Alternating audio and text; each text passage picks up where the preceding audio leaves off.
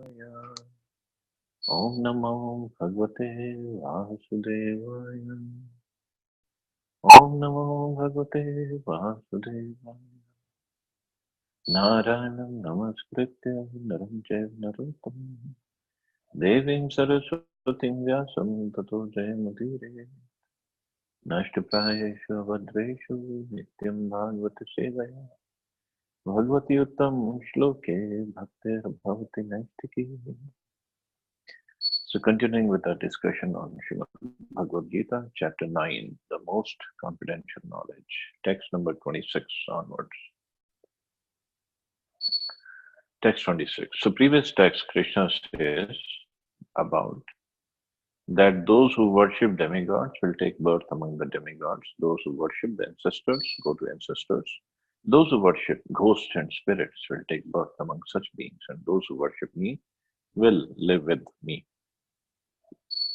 And now he is telling very easy process of worshipping Krishna. Patram pushpam phalam toyam yome bhaktya prayachati tadham bhakti upritam ashnami prayatatmanah. If one offers me with love and devotion a leaf, a flower, a fruit, or water, I will accept it. So that's all. This is bhakti.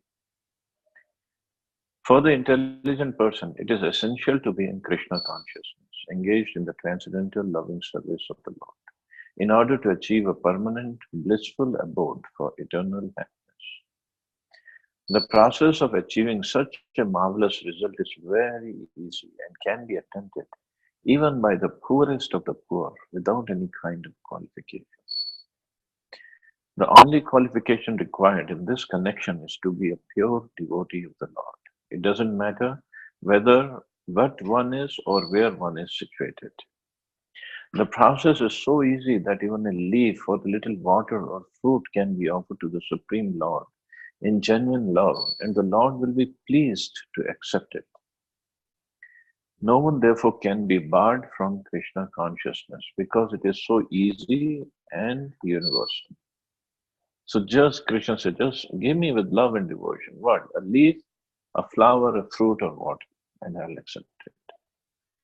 He He doesn't, you have to grow your own flower and fruit in your own garden. You can, we can take fruits or flower from anywhere and offer it to Krishna. Water, he doesn't say, give me only mineral water or this water or that water. Any water, even the tap water. Just offering him with love and devotion. And the leaf, there, what leaf is said is, Acharya has explained, this is about the tulsi leaf that he has. And anybody can grow tulsi plant. It's so easy. And he offered with love and devotion. Of course, if a person can afford more, he should offer more than that. He cannot say, I am just offering a leaf and fruit and flower and little water because Krishna asked for that only. Of course, this is bare minimum. This is what Krishna is saying. This is bare minimum. If you just offer him this, it's okay. But if somebody can offer more than that, why not? No one therefore can be barred. Who is such a fool that he does not want to be Krishna conscious? By this simple method and thus attain the highest perfectional life of eternity, bliss, and knowledge. Krishna wants only loving service and nothing more. Krishna accepts even a little flower from his pure devotee. He doesn't want any kind of offering from a non-devotee. He is not in need of anything from anyone because he is self-sufficient, and yet he accepts the offering of his devotee in an exchange of love and affection. He is so kind, just like Lord Ram when he was in the forest and looking for Sita. When he came across this ashram and Shabri, what did Shabri offer him? She offered him fruits. Of course, she offered him with love, first a place of sitting, a seat, and then she offered him just bear from the trees in the forest. And that too, those fruits, she was first tasting them. And then whichever was sweet, she was offering it to Ram. Lord Ram was accepting that, but he was more accepting the love, the feelings, the sentiment, the emotions of Shabri, more than the fruit. He is transcendental. For him, even if somebody has eaten and then offered, for him it doesn't matter. But what exactly he was tasting was the love of Shabri in those fruits. And that's the perfection of life. Krishna, when he came to Hastinapur as the peace messenger of Pandavas, and Duryodhan tried to arrest him, before that, Duryodhan asked him that you become my guest. And Krishna didn't. Krishna went to the house of Vidurji. And Vidur wasn't there, so Vidurani, out of love, because she was in so much of ecstasy seeing Krishna, what did she offer? She offered him skin of banana. She was peeling banana, and instead of offering the banana pulp to Krishna, she offered banana skin to Krishna. She was just completely in love. She was not in this world. She was somewhere else. And Krishna accepted it. Krishna is eating those banana skins with love. And when Vidurji just walked in and he was like, "What are you doing?" He was telling his wife, "What did you do?" And this is love. This is what Krishna wants. Of course, if somebody can offer him chappan bhog with love, well, there's nothing like that. He will accept that. But not with pride. Not with like, oh, I am feeding Krishna. Krishna is feeding everybody. We are studying Krishna's opulences here. Krishna says all energy, they are my eight separated energies, everything that is in the material world. Even the soul is his energy. There's as like there's one saying, it is that Krishna is full of six opulences. He has everything in full. There's nothing lacking in Krishna. He is Atma Ram that we are studying in Srimad Bhagavatam. Atma Ramashtam. He is Atma Ram. He is self-satisfied. He doesn't need anything. But there is only one thing lacking. Even in Krishna, that thing is lacking. And he doesn't have it. He has all the opulence of the whole world, spiritual, material, everything.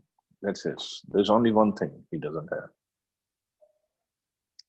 And that is, he doesn't have our love for him. That's the only thing lacking. And that is what he's hankering for. Originally, everybody is a devotee of Krishna. Jivera Swarupa, Krishna Nityadas. Krishna means Krishna or Krishna's incarnations, Krishna's expansions. Every jiva has a specific relationship with either Krishna or Krishna's expansion or incarnation. But this love is something that is missing, that he doesn't have. And that's what he's asking us to give him. And two times in this verse, bhakti, the word bhakti has come. Patram pushpam phalam toyam yo me bhakti aprechit tadham bhakti upritam ashnami pretatmana. So two times bhakti. Bhakti means service done with love and devotion, love and affection, whatever it may call it. And that's all he's expecting from us. That's all. Nothing else. And in return, he's ready to give not just the spiritual world, he's ready to give himself to that devotee. He's ready to give himself, he's ready to protect the devotee, he's ready to, like in previous verses, we read that Yoga Kshema Mahamyaham, he says, for my devotee, whatever lacks, I provide, and whatever he has, I preserve. So he takes care of everything for his devotee. In return of what? Just some love. Some love. That's all he's asking for. Nothing else. And this love, this bhakti, this devotion is not limited to only human beings, only Brahmins, only Indians, only Hindus. It's not limited. Anybody can serve him. Shabri was not a Brahmin or from very high class or very well educated or anything else. Only thing she had was complete faith, complete love for Ram. Hanumanji, he is from Kinkar Loka. He's not. He's not. He doesn't come in like human beings. Jatayu, what did he do? He served. He just served Ram. Of course, from material point of view, he was failure in his service. He could not stop Ravan from taking away Sita. But the mood with which he served Ram, he was, even though he knew he cannot win against Ravan, but he still attacked Ravan to protect him from taking Sita away and to keep Sita. He knew he was going to die, but he died, and he died. But this mode of his service, this is what pleased Ram. And Ram, with his own hands, he performed the last rites for the time. Jatayu was a bird. And Ram, with his own hands, performed the last rites. That is bhakti. So that is what we should be able to do at any time, anything or any time for Krishna. This is what pleases him.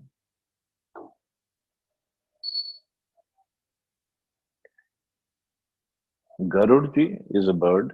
He's not even a human being, but the way he serves, Krishna sits on him anytime, wherever he has to go. So that's what his service is. There's so many other examples. So this is what it says. He's not in need of anything from anyone because he is self-sufficient, and yet he accepts the offerings of his devotee in an exchange of love and affection. To develop Krishna consciousness is the highest perfection of life. Bhakti is mentioned twice in this verse in order to declare more emphatically that bhakti or devotional service is the only means to approach Krishna. No other condition, such as becoming a Brahmin, a learned scholar, a very rich man, or a great philosopher, can induce Krishna to accept some offering. Without the basic principle of bhakti, nothing can induce the Lord to agree to accept anything from anyone. Bhakti is never causal. Means there's no cause of bhakti. That if we do this, we'll get bhakti. No. Bhakti is the cause of bhakti. That's it. Or we can get bhakti by mercy of devotees. That's it. There's no other cause. The process is eternal. It's direct action in service to the absolute whole.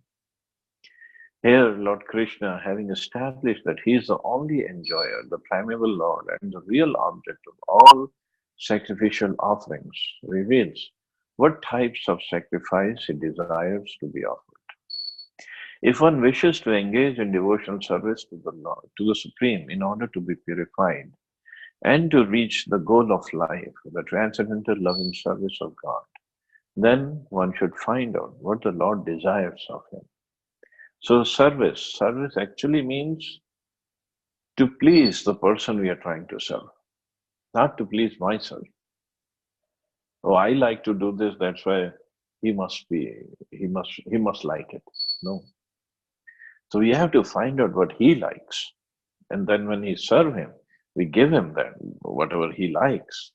Then he's happy, and that is bhakti. If one wishes to engage in devotional service to the Supreme in order to be purified, okay, then one should find out what the Lord desires of him. One who loves Krishna will give him whatever he wants, and he avoids offering anything which is undesirable or unasked. Thus, meat, fish, and eggs should not be offered to Krishna. If he had desired such things as offerings, he would have said so. Instead, he clearly requests that a leaf, fruit, flower, and water be given to him. Even people here, I've heard, they comment, "Oh, Krishna only asks for a leaf and a fruit and flower and some water. Why do you make so many offerings for him, chappan bhog, and you cook this and cook that? He is only asking for this." Well, the reason is then the acharyas explain us what exactly he is asking, what exactly we can do for him. That's why we need acharyas, we need gurus.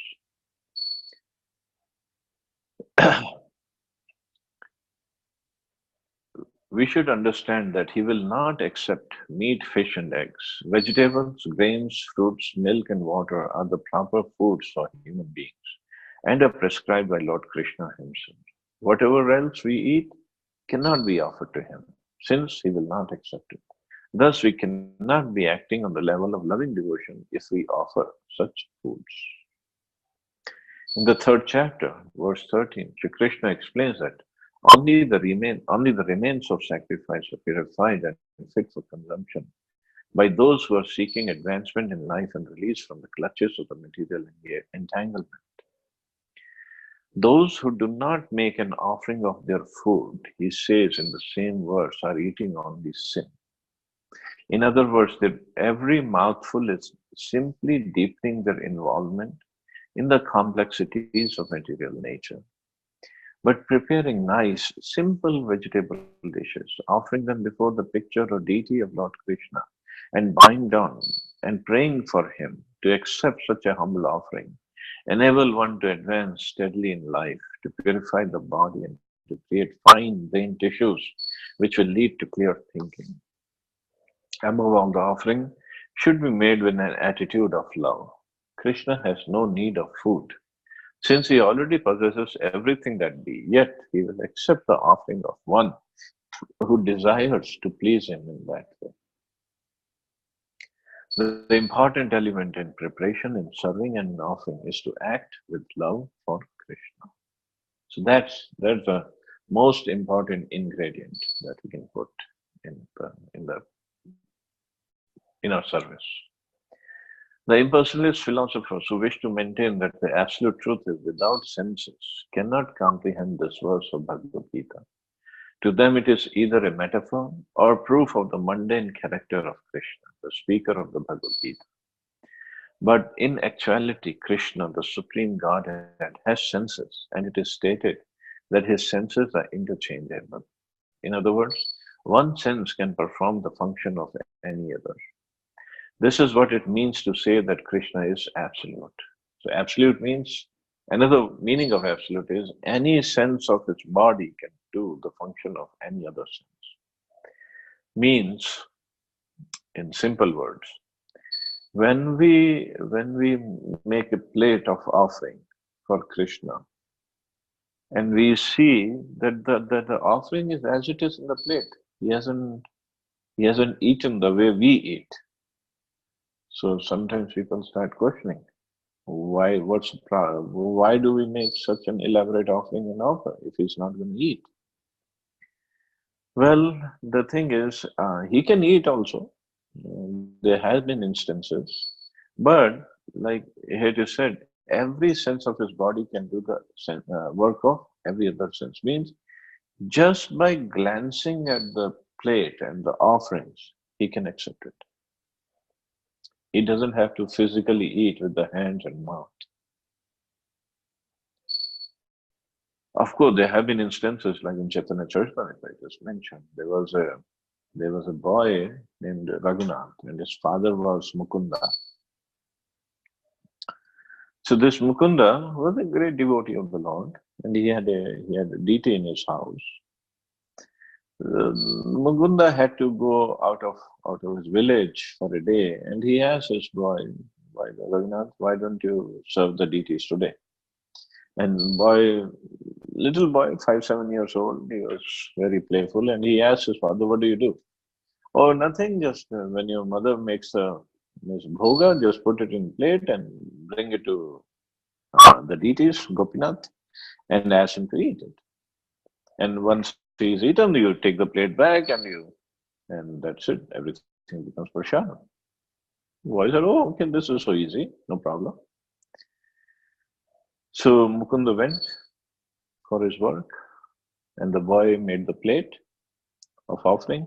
He brought it to the deity, and he didn't know the mantras. He didn't know how to the way his father had done. So he just put the plate there, and he asked the deity, Gopinath, why don't you eat it? Here's the food, eat it.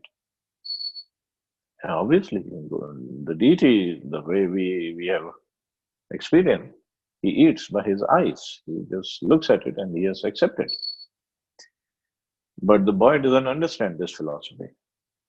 So he went around and he came back. The food was as it is. And he told the deity, why didn't you eat? You eat it. What's wrong with you? Well, deities didn't eat. Boy was crying. If you don't eat, my father, when he comes back, he will beat me up. Why don't you understand? Of course, the deity still didn't. Then the boy picked up a stick. And he said, if you don't eat, I'm going to beat you up because otherwise my father is going to beat me up.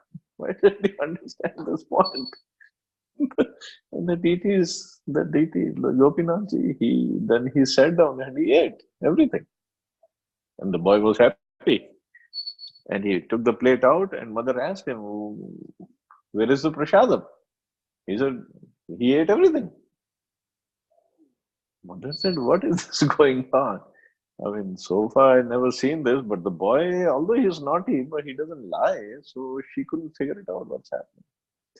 So when the father came in the evening, father asked for prasadam. Mother said, there is no prasadam today.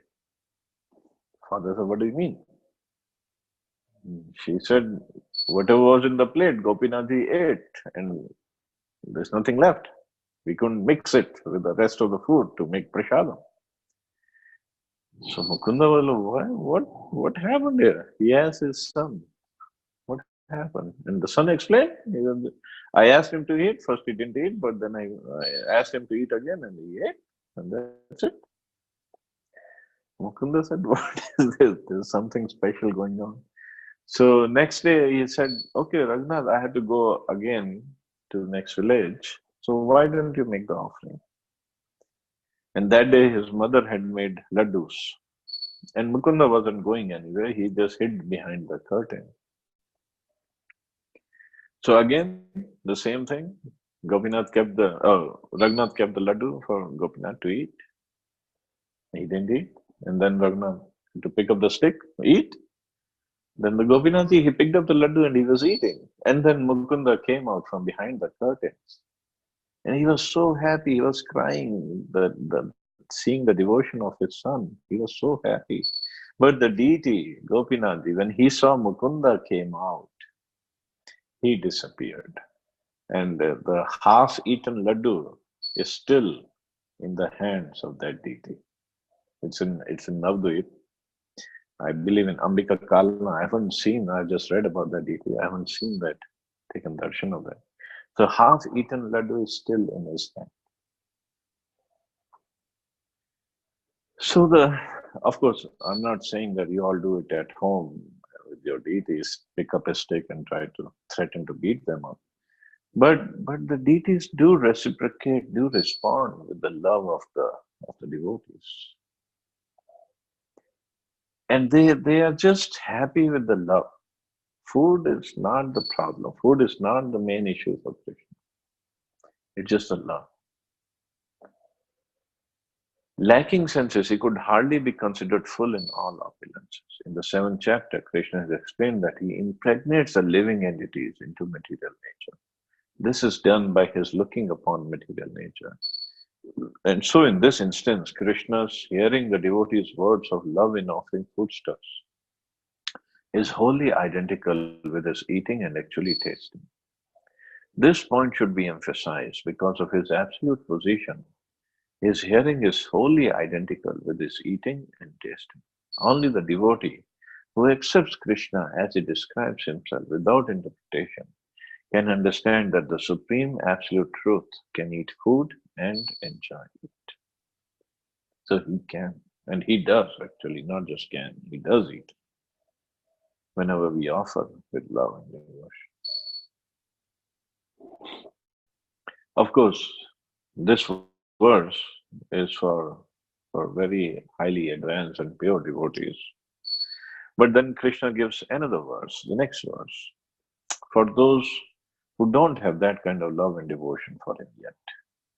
Then he says, Yat karoshi yadashlashi yadjuhoshi dadashi yat tapasyasi kaunteha tat kurushmadarpanam. Whatever you do, whatever you eat, whatever you offer or give away, and whatever austerities you perform, do that, O son of Kunti, as an offering to me. So in the first shloka, it was you offer just fruit and a flower and a leaf and water to me with love and devotion. Even if you don't have to eat it, even if you can't eat it, like if you make something sweet and if I have diabetes, I won't eat it, but still I would make with love and devotion for Krishna because Krishna has to eat. But here Krishna is saying, okay, if you can't do that, whatever you eat, you offer it to me first. So obviously, from here we have to go to the platform of complete love and surrender. So Prabhupada is saying, thus it's a duty of everyone to mold his life in such a way that he will not forget Krishna in any circumstance. Everyone has to work for maintenance of his body and soul together. And Krishna recommends herein that one should work for him. Everyone has to eat something to live. Therefore, he should accept the remnants of foodstuffs offered to Krishna. Any civilized man has to perform some religious ritualistic ceremonies. Therefore, Krishna recommends, do it for me. And this is called Archana. Everyone has a tendency to give something in charity. Krishna says, give it to me. So now we know the meaning of Archana Mataji's name. Any civilized man has to perform some religious ritualistic ceremonies. Therefore, Krishna recommends, do it for me. And this is called Archana. So Mataji, you can quote it. They have this word, they have this line for your name. So everyone has a tendency to give something in charity. Krishna says, give it to me. And this means that all surplus money accumulated should be utilized in furthering the Krishna consciousness movement. So all surplus money, of course, that varies from person to person, but basically the idea is whatever we can, we should use it in service of Krishna. Nowadays, people are very much inclined to the meditation process, which is not practical in this age. But if anyone practices meditating on Krishna 24 hours a day by chanting the Hare Krishna mantra around his beads, he is surely the greatest meditator and the greatest yogi, as substantiated by the 6th chapter of Bhagavad Gita. So basically, Krishna is saying, whatever you do, whatever you eat, whatever you offerings you do, whatever austerities you perform, you do it as an offering to me. So by doing that, surely will Krishna saying, you will come to me. Text 28. Shubha-shubh phalarevam mokshase karma bandhane sannyasyo yuktatma vimukto mamupashyasi. In this way, you will be freed from bondage to work and its auspicious and inauspicious results. So since we are all bound by our karma phal, if we do it for Krishna, then there is no bondage to work and the results of the work. With your mind fixed on me in this principle of renunciation, you will be liberated and come to me. One who acts in Krishna consciousness under superior direction is called Yukta Vairagya. The technical term is Yukta Vairagya. This is further explained by Rupa Goswami as follows. Anasaktasya Vishyan Yatharam Upayunjita Nirbandha Krishna Sambandha Yuktam Vairagya Muchyate. Rupa Goswami says that as long as we are in this material world, we have to act. We cannot cease acting. Therefore, if actions are performed and the fruits are given to Krishna, then that is called Yukta Vairagya. Means action is performed and fruits are given. Or action is performed by engaging everything, all Krishna's energy, by engaging that in the service of Krishna. That's Yukta, means engaging, and Vairagya, because it's done for Krishna. There are many sannyasis who says, "Oh, everything is Maya, so we don't want to touch it, or we cannot be in touch with it." But that's not real Vairagya. Real Vairagya is understanding everything that I have or I see is not mine. It's all Krishna's. And it should be engaged in Krishna's service. So the Vairagis, they do understand, oh, it's not mine, but they don't understand the real purpose behind everything.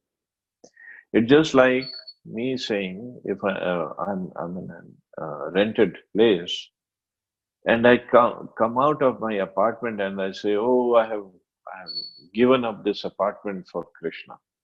Arey, this apartment wasn't yours to begin with. How can you give it up for Krishna? So the sannyasis, so many sannyasis, they say this whole world is Maya, so we have given it up. And it wasn't yours to begin with. This is all Krishna's energy. So the idea is to use it in service of Krishna without getting attached to it. That's the whole idea. And that's a better yogi, better Vairagi than the other Vairagis.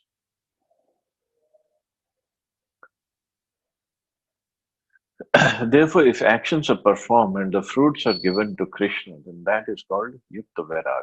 Actually situated in renunciation, such activities clear the mirror of the mind and the actor gradually makes progress in spiritual realization. He becomes completely surrendered to the Supreme Personality of God. Therefore, at the end, he becomes liberated, and this liberation is also specified. By this liberation, he does not become one with the Brahmjyoti, but rather enters into the planet of the Supreme. It's clearly mentioned here, Mam Upashyasi. He comes to me, back home, back to Godhead.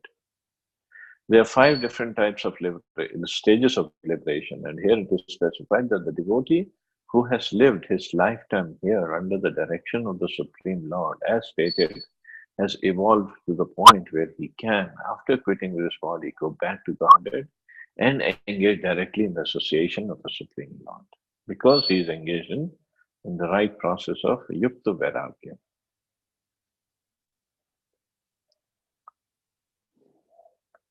So Prabhupada likes another paragraph, which I'm going to skip, the last paragraph. It is said, therefore, by Vaishnava authorities that even the most intelligent person cannot understand the plans and activities of a pure devotee. The exact words are Tar Vakya Kriya Mudra Vijnana Bhujai. A person who is thus always engaged in the service of the Lord, or is always thinking and planning how to serve the Lord, is to be considered completely liberated at present. And in the future, his going back home, back to Godhead is guaranteed. He is above all materialistic criticism, just as Krishna is above all criticism.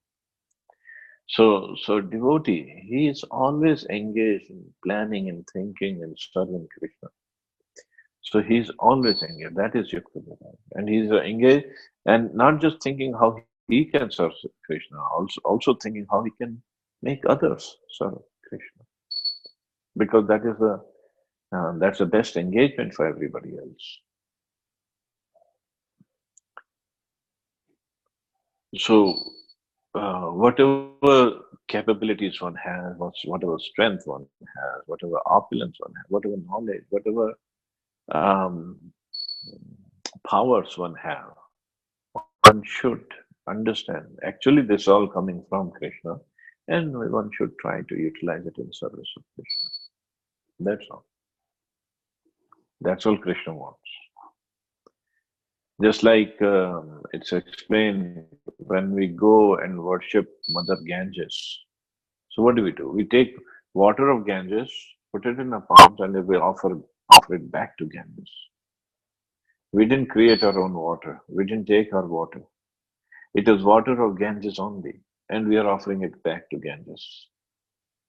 What she accepts is this offering procedure, the mood, the emotions, the sentiments behind the offering. So similarly, whatever we see in the material world is nothing but energy of Krishna. It's not gonna, it's not coming from somewhere else. Everything belongs to Krishna. So what we have to do, offer it back to Krishna. That's all. And he accepts the mood with which we offer, the sentiments. And we cannot even cheat him. We cannot um, say, oh, I'm offering with love and devotion, and inside I'm thinking, why do I have to do this? If we are thinking like that, he comes to know. He's sitting as Paramatma also in the inside the heart. So all we have to do is develop love for him. So we offer everything to him, and he's pleased. And when he is pleased, he says, "You come back to me." It's so simple. And then text 29. So how much he loves his devotees. He says, Samoham sarva bhuteshu namendveshu asti na priya ye bhajanti tu mam bhaktya maitateshu chapi aham. I envy no one, nor I am partial to anyone. I am equal to all, but when the next line is but. Ye bhajanti tu means but. But whoever renders service unto me in devotion is a friend.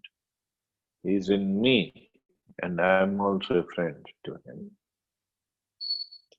So the devotees, they come in a separate category. Rest everybody, Krishna says, I envy no one and I am partial to no one. Nor I am partial to anyone. So he is neutral. Samoham. Samoham means I treat everybody equally, except my devotees. One may question that if Krishna is equal to everyone and no one is his special friend, then why does he take a special interest in the devotees who are always engaged in his transcendental service? But this is not discrimination, it's natural. Any man in this material world may be very charitably disposed, yet he has a special interest in his own children. The Lord claims that every living entity, in whatever form, is his son. And so he provides everyone with a generous supply of the necessities of life. It's just like a cloud which pours rain all over, regardless of whether it falls on rock or land or water. But for his devotees, he gives special attention. Such devotees are mentioned here. They are always in Krishna consciousness, and therefore they are always transcendently situated in Krishna. The very phrase Krishna consciousness suggests that those who are in such consciousness are living transcendentalists, situated in Him. So those devotees, the devotees in such consciousness, the Prabhupada saying they're living transcendentalists. The Lord says here distinctly, "Mai te," they are in me. Naturally, as a result, the Lord is also in them. This is reciprocal. This also explains the word, "Ye yatha mam prapadyante tams tathaiva bhajamyaham." Whoever surrenders unto me, proportionately, I take care of him. This transcendental reciprocation exists because both the Lord and the devotee are conscious. When a diamond is set in a golden ring, it looks very nice. The gold is glorified, and at the same time, diamond is glorified. The Lord and the living entity eternally glitter, and when a living entity becomes inclined to the service of the Supreme Lord, he looks like gold. The Lord is a diamond, and so this combination is very nice. Living entities in a pure state are called devotees. The Supreme Lord becomes a devotee of his devotees. If a reciprocal relationship is not present between the devotee and the Lord, then there is no personalist philosophy. In the impersonal philosophy, there is no reciprocation between the Supreme and the living entity. But in the personalist philosophy, there is. So Prabhupada explains very nicely that the devotee likes to serve Krishna and Krishna likes to serve his devotee. And for his devotee, he has a special place in his heart. Rest everybody is neutral. So basically, he's telling Arjun, this whole setting is to make Arjun fight the war. So basically, Krishna is trying to tell Arjun that I'll take care of you. Don't worry. The rest, everybody, I'm neutral to them. Whatever reaction of their karmas are, they will get it anyway. But for devotees, they are in special category.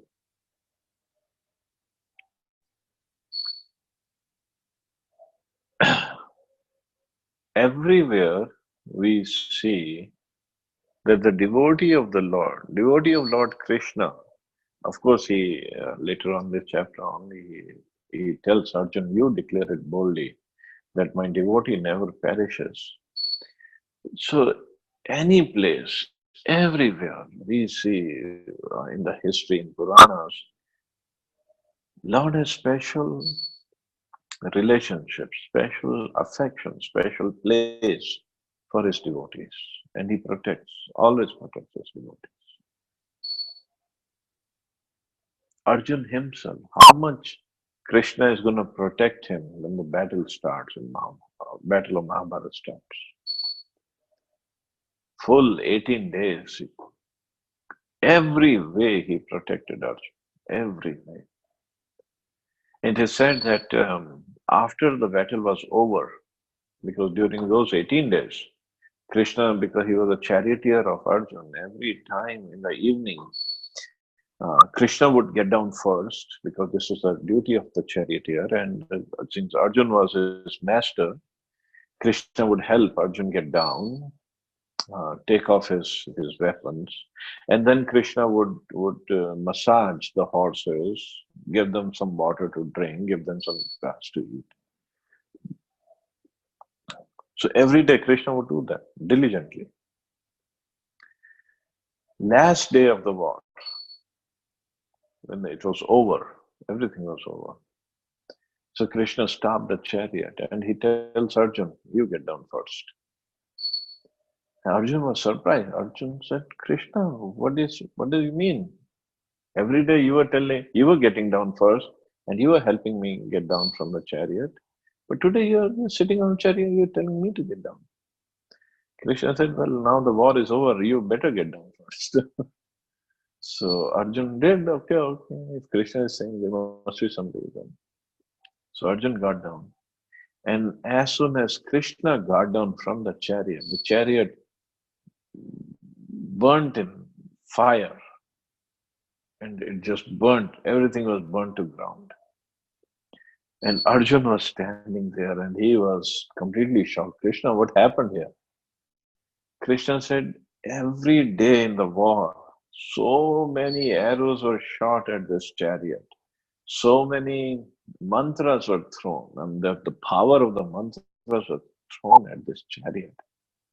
And somehow I was keeping them at bay. I had created a shield around this chariot. But now, since the war was over, if I had gotten down first, then you would have burned with the chariot. So that's why I asked you to get down, because I was sitting on the chariot, I was protecting it. Now I got down and the chariot was burned to ashes. So this is how Krishna had protected Arjun and all the 5 Pandavas, obviously. This is how much he loves his devotees, how he protected Maharaj Parikshit. Of course, many times people say why he didn't protect Abhimanyu. Krishna protected Arjun and Krishna protected Abhimanyu's son, Parikshit, but not Abhimanyu itself. And who was the son of his own sister, Subhadra. Well, there's a reason. When Abhimanyu had only that much role to play, that was it.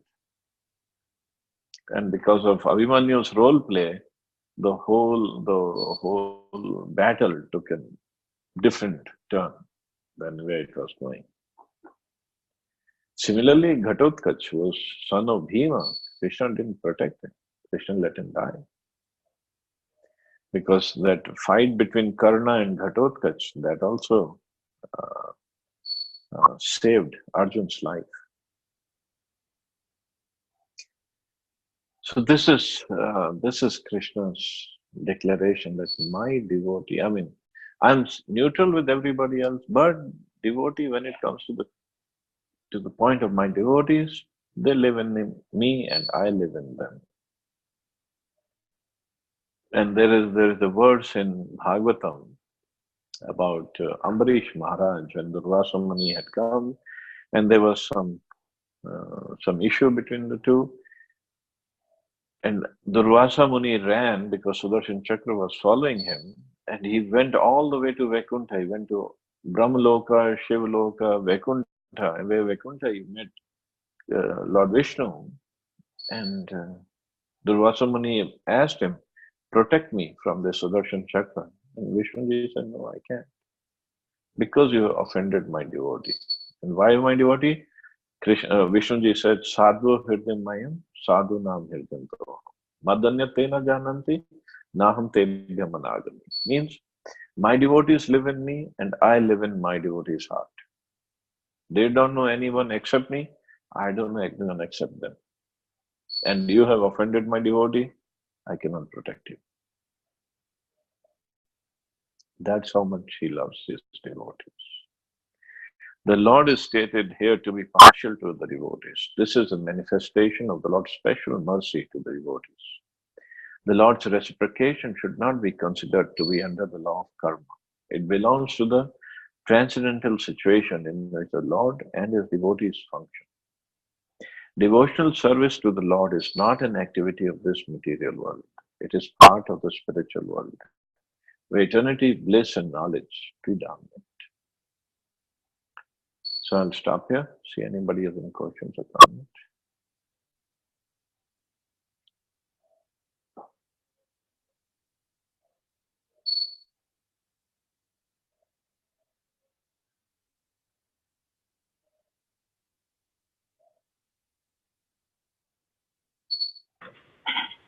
Hare Krishna, Prabhuji. Hare Krishna Mantra. Prabhuji, regarding this Arjuna's chariot, what I have heard, I may be wrong, but what I have heard when the war was going on, I think what I have heard was there was a flag or the deity, I don't remember, of Hanumanji on the chariot, at the top of the chariot. And when after the war, when the flag, I think it was when flag was removed, the chariot got burned. I don't remember. I am not sure whether it was right or wrong, but this is what I have heard. Well, flag was removed, and if in the flag there was a picture or painting of Hanumanji, and not just a painting, Hanumanji himself was sitting in that Yes, yes, yes. flag. So flag was removed, and when Krishna got down, because Krishna was protecting that chariot, and that's when the chariot got burnt in ashes.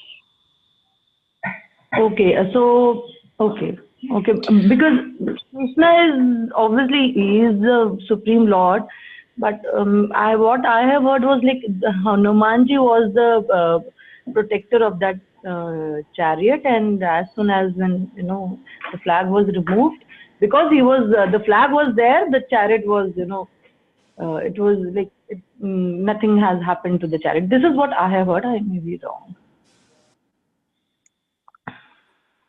Well, either way, Krishna was protecting his devotees. The idea is that Krishna protects his devotees.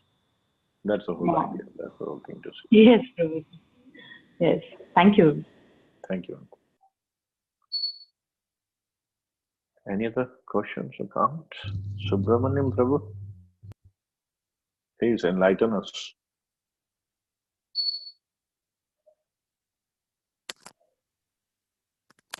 Hare Krishna, Prabhuji. Hare Krishna. No, I'm already enlightened by your lectures. Oh, come on. Thank you Prabhu. so much.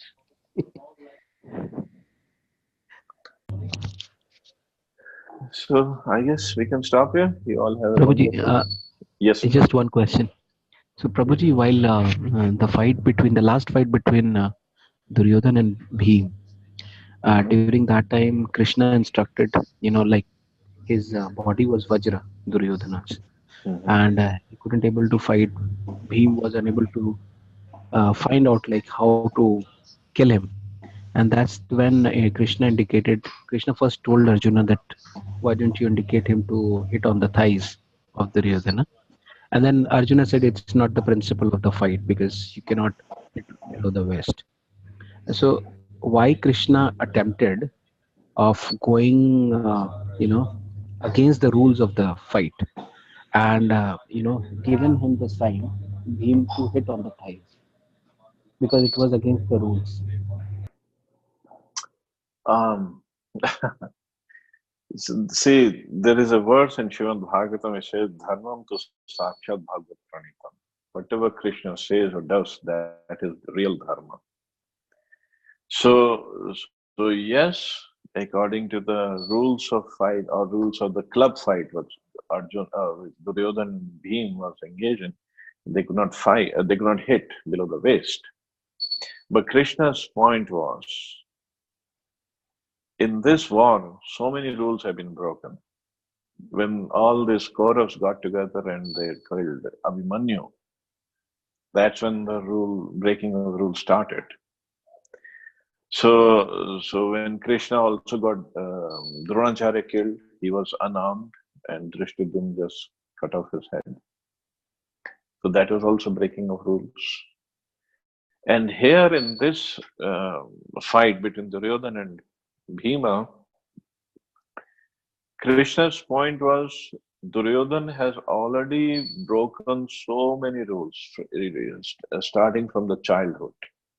When he tried to poison Bhima, tried to kill the Pandavas in that house of lags, tried to burn them down, he tried to disrobe Draupadi, he cheated in the game of dice, and so many other reasons. And moreover, Bhima had taken a vow that he would break the thigh of Duryodhana in the war. Krishna just reminded him of his vow. That's it. And of course, Bhima broke the law principle, and Balramji was very angry with him for that.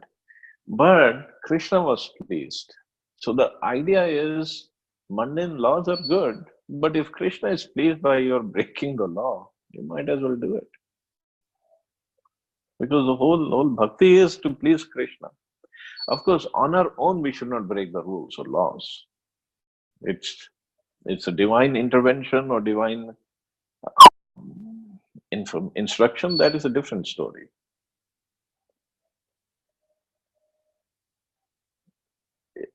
Even Krishna himself has broken the rules of Vedic instructions. Like he himself says, no? In Vedas it is said, old man, children, animals, and women and Brahman, they cannot be punished. And he himself, first demon he killed was Putna, was a woman. He himself broke his rules. So the basic idea is we have to understand whatever pleases Krishna, that is dharma. True, Prabhuji. Thank you so much. Yudhishthira Maharaj was not ready to tell a lie when Dronacharya was going to be killed, because it was Bhima had spread the rumors that I killed Ashwatthama, and Dronacharya said, I cannot believe it, you cannot kill Ashwatthama. So he went to Yudhishthira to ask, and Krishna had told Yudhishthira to lie. Yudhishthira Maharaj, for a moment, he hesitated. How can I tell a lie? But it was Krishna's instruction, he lied. And Yudhishthira Maharaj had to go to hell for a second only. Not for lying, for hesitating to tell a lie when Krishna is telling him to lie. So, so we have to understand the underlying principle of everything. Underlying principle of bhakti is to please Krishna. That's it. Thank you so much, Prabhuji. Just, Thank you, Prabhuji. Prabhuji, just Yes, one point here. yes, Prabhu. These sort of questions keep cropping up most of the time, whether why Karna was killed the way, why Drona was killed that way, or Bhishma. You have to understand that all these Kauravas had some sort of a boon or something that prevented them from dying, whether it's Yeah. Jayadratha or anybody for that matter. So it was a one-sided. It wasn't possible to kill them in any other way. So even Jayadratha, the blood was spilled, then you know that person's head would go into pieces. Or for that Maya that Yeah. he did, it was impossible. And the Lord obviously had to, create an adharma yudh sort of environment by using Abhimanyu and Ghatotkacha as the pawns. I mean, they were, again, the question about why Abhimanyu was sacrificed. He had to be used as that sacrifice. Otherwise, these people could never have died. Bhishma Pita would never have died.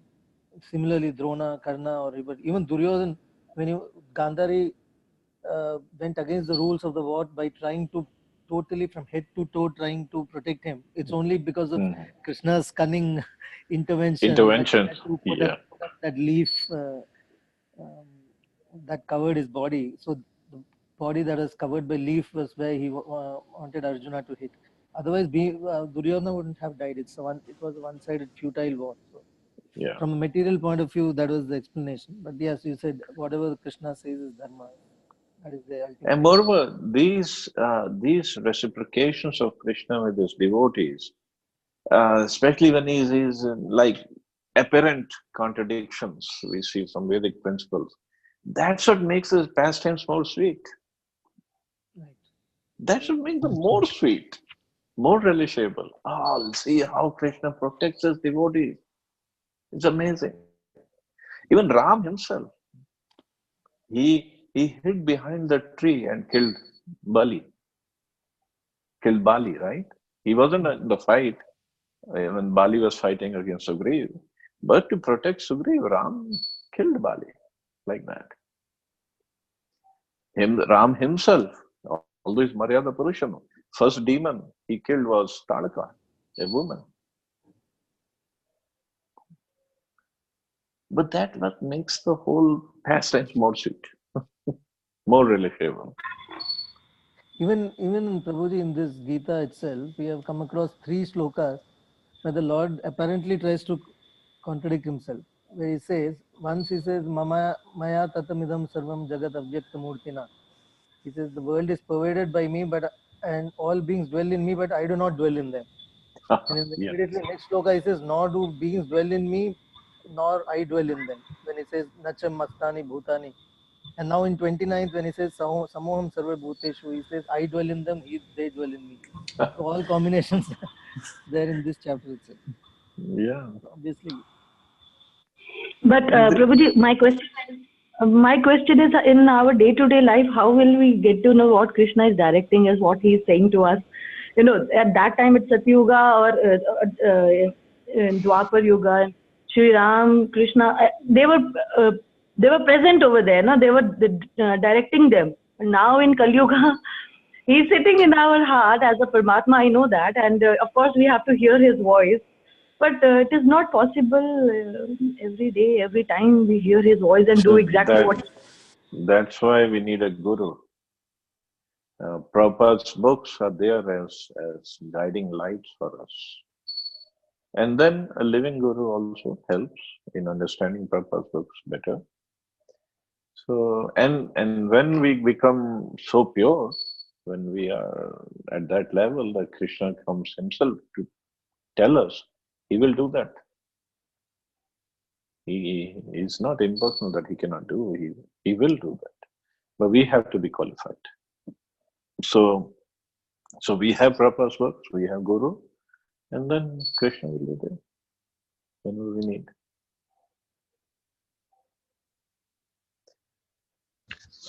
And moreover, Prabhuji, reading and chanting will actually, like we face these difficulties. I mean, this is life, so we do face it. It comes on an ad hoc basis, things, difficulties, and all. But anger management or anything, just calm from inside, because we think a lot when something bad happens, or why it happened to me and all those things. But it just reduces, calms your mind when you are chanting, when you are reading the books. Oh yeah, they definitely help. They definitely. I mean, we try to stay in mode of goodness most of the time, if not all the time. So they definitely help, and consciousness improves. So that's the whole idea. So we're getting purified. Once we are fully purified, of course, Guru is still required. I'm not going to say that we don't need Guru. Guru is still required. Prabhupada is still there to help us. But Krishna can also interact.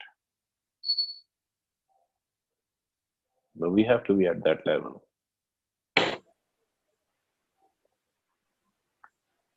Okay. Archana Mata, you have a question, comment?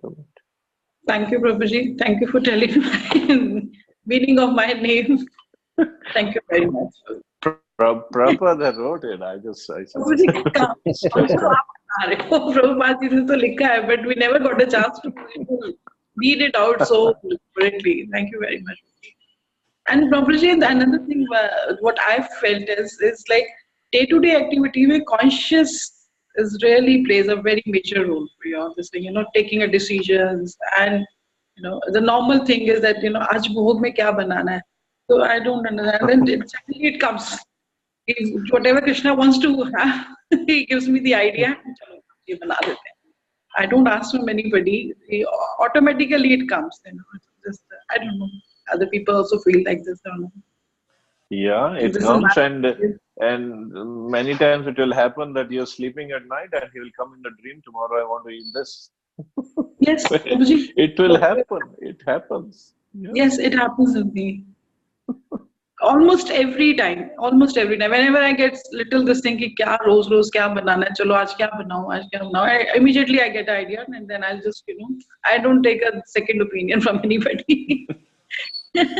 That's good. So this day-to-day life ke decisions ke liye consciousness also plays a very major. I don't know, Vanda Mataji tried to see that way. Because Krishna is always with us, no matter Kali ho ya Treta ho ya Dwapar ho. Yeah, for him it doesn't matter. And for us also, he's always there around us, and he's giving us a decision. Once you ask him kya kare, always automatically you get an answer. You're very pure, Mata. Please try that way. It might help you. You're very pure, Mataji. नहीं ऐसा कुछ नहीं है माता जी, ऐसा कुछ नहीं है. मैं और मेरे के अलावा कुछ नहीं है हम लोगों के पास. No, one is Archana Mataji and one is Vandana Mataji. Both are pure. And this is a coincidence in our group. There's Vandana, Aarti, Archana, all these similar conscious. I get this thing as a सब similar नाम के हम लोग group में बन गए हैं. That's right. देखो कितना बढ़िया नाम है और कितना अच्छी वो मतलब it's like माता जी ऐसे सब एक जैसे लोग ना हम लोगों को इकट्ठे हो गए हैं. सिमिलर नहीं. तो पहले ऐसे ही नाम रखते थे, which is good also ना. जब आप अपने नाम का मीनिंग बताते हो तो आपको भी अच्छा. अब आजकल के जो नाम उसमें क्या मीनिंग है और क्या समझ नहीं आती. Prabhuji, the best explanation I gave to my colleague when he asked what is the meaning of Vinay, I said 2 lines. Vinay namanat jalati jan gayati in din beat, bole Ram sakop tab bhai bin hoye na preet. So I was so happy. It was really good explanation. That's great. Chalo, you all have a wonderful Sunday. Hare Krishna. Jai Shri Prabhupada. Thank you, Prabhuji. Thank you very much. Hare Krishna.